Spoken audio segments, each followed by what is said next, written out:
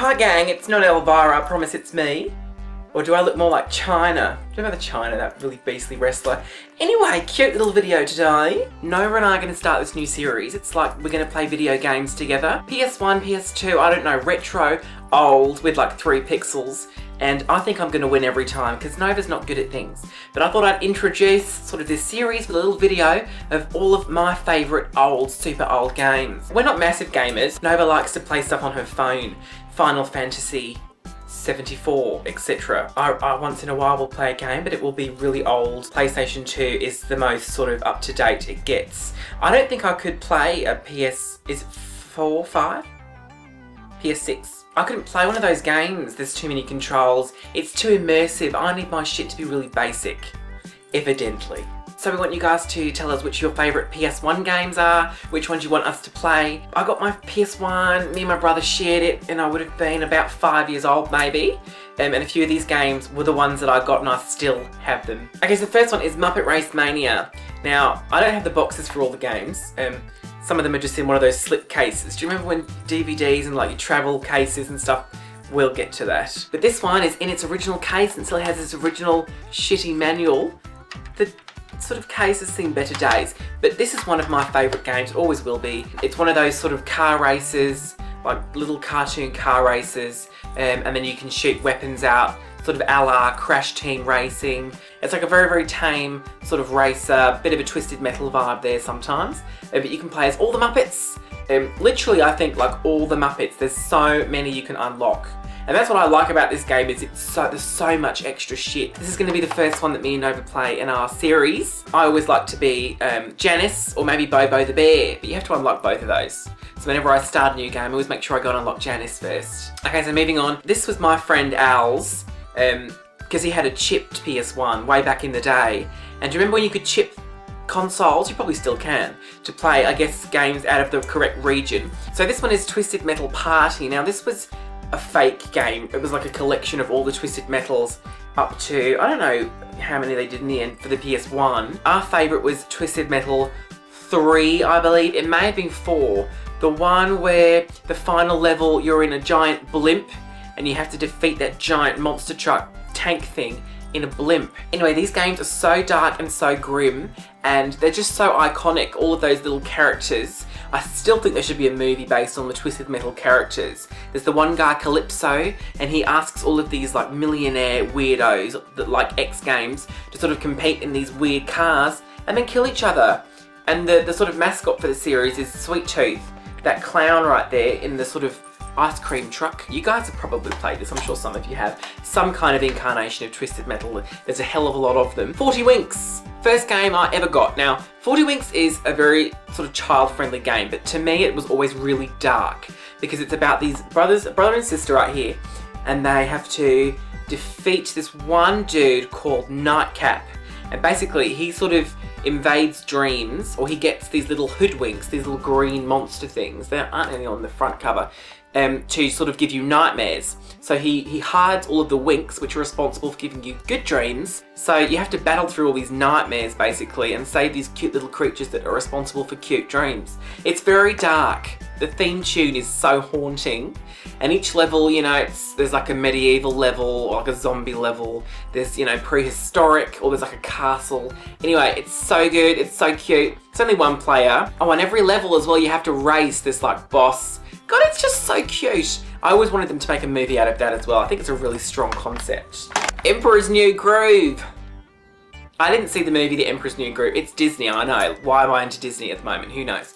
I hadn't seen that movie for ages. Nova and I watched it in Florida, only way after we played this. I think my brother got this and I just thought it was so much fun. It's like South American, like llama, and you go through these levels and like you go through rivers and shit, and you transform into all these animals because you want to turn back into the prince. And there's this one level that it's like famous for right here, where do you like how well I've painted that nail? You're like in these catacombs and you just like go through like all these, it's like a roller coaster type thing. It was like twists and turns, and it's a really interesting concept, that gameplay. You don't see that very often.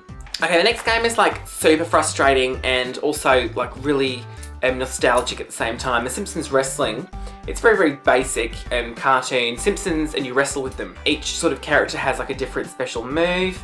I can't remember who was the most difficult. I'll tell you what it was. When you did like a tournament, in order to like win the game, you had to defeat Kang. Were they called Kang and Kodos? Those two green aliens, and they were so difficult to beat. And I think Ned Flanders was the one you wanted to be on that game. Bugs Bunny Lost in Time. This was so cute. Okay, so Bugs Bunny is lost in time, as the name would suggest. And you go through this time machine, and I can't remember what the sort of aim of the game was, but you go through all these different eras as Bugs Bunny. You have to collect carrots or something. 21 levels of fun-packed action. Classic comic humour. One player again. I think the best one's probably 2 players, but never mind. Okay, this next one is like the shittest one ever, but it's so good. Theme Park World. Did anyone ever play Theme Park World? It's one of those, it's like a roller coaster tycoon type thing. You build a park. The graphics were shit. They were like next level shit. And there was this little tiny like black ball guy in the corner, and he was Scottish, and he gave you all these hints and tips. And he popped up like every 5 seconds and made a really bad pun. Well, your raids are just shits, they're breaking down. Get someone out to fix them. People think your park entrance fees way too high. What are you gonna do about that? But at least it was cute, for you could win golden tickets and then you could like go down and like walk around the park, which Roller Coaster Tycoon you couldn't do, at least with the first one. You know what else was good? There's one, I can't find it. I did have it in here. I don't know where the box for it is. Oh, here it is. It's called Championship Bass. I know what you're thinking, what a load of shit. My brother and I used to go to this PlayStation shop in town, and it's no longer there because obviously like no one gives a shit anymore. And it was called Games for You. And I think it was about 99p, and we thought, well, we must have that because we can afford it. And it's literally a fishing game, but it's so addictive. You spend most of the time just on this boat, just on this like lake, and the music is so peaceful, and it's just sort of like dum dum dum. Then all of a sudden a giant fish appears and you have to catch it. And it's like like fishing game. Okay, so let's move on to the PS2 games, which, let's be honest, weren't much better than the PS1 games. Harry Potter and the Chamber of Secrets. This game was so good, I bought it twice. No, it's because the first copy was a bit shit, so it skipped parts. The second copy was also shit and skipped parts, but different parts, so I just had to sort of go between each disc. I should have just bought a new one, so cheap. Definitely the best Harry Potter game that there is. I haven't played the last few because they, as I've said, were on like a later console. But certainly the best of the early ones. Philosopher's Stone was a bit basic. The one after this was a bit basic. Goblet of Fire was so fucking difficult no one could ever play it. So this was the best one. Really scary when you're wandering around, and the sort of prefix. Attack you! Locomotor Mortis! Expelliarmus! Oh no, that's a fembot with the boot, never mind. If you've ever caught one of our periscopes, you'll have seen us playing Jurassic Park Operation Genesis. This is the best Jurassic Park game I find. You build a park, as it would suggest. You sort of breed dinosaurs, and then obviously shit happens and there's rampages. And look, there's a friendly one. There's a friendly dinosaur attacking the park. And people are not happy. I didn't plan on getting eaten by a dinosaur. Destroy all humans. I love anything to do with aliens. We've talked about aliens so much frequently. I'm surprised I didn't bring this shit up. But it's like set in the 50s. It's very Roswell, it's very sort of government conspiracy game, and you play this little tiny alien, and you go around, and you're in a spaceship, and you burn shit. Like, it's so good. It's such a cool concept to be playing from the aliens' perspective, and you like terrorize all these like housewives in the 50s. It's like Stepford Wives meet Signs. It's so good. Now this one is like the weirdest concept ever because it was called WWE Crush Hour. I used to really like wrestling games. I had SmackDown, PS1, that's around here somewhere. WWF Attitude, PS1, great games. But this one was a wrestling game, but they were in cars. So they're wrestlers in a ring, but they're in these giant like muscle cars. And it's like Twisted Metal essentially. You have to just defeat, you know, blow up everyone else's cars. But they were wrestlers. I mean, it made no sense. It was so stupid. Simpsons Road Rage. Now let's be honest, this was just Crazy Taxi, but with Simpsons characters. But I'm okay with that because Crazy Taxi was kind of annoying because some of those people just would not shut up. And at least with this, you've got like Marge, you know, Lisa. Lisa's car was good, the electric car. This was one of the first PS2 games I think I got. The graphics are just atrocious. And I think you unlock a lot of cars in this as well. You sort of earn a lot of money from taking people around Springfield. It's a very small environment though. It's not as big an environment as this one, Simpsons Hit and Run. Simpsons Hit and Run was a bit different. It was more of a storyline. You sort of get out and walk around, whereas in Road Rage you're just in a car. But this one was really good. All these like little side quests and challenges, and Miss Springfield was quite large. But there were more, weren't there? Where else could you go in this? Drive yourself crazy and lawless fender benders. That's fun to say. Authentic story by the Simpsons writers. Yeah, it was quite hard, some of those games though, actually, the mini games in that. Considering it says 7+, and I still play this now and I find it hard.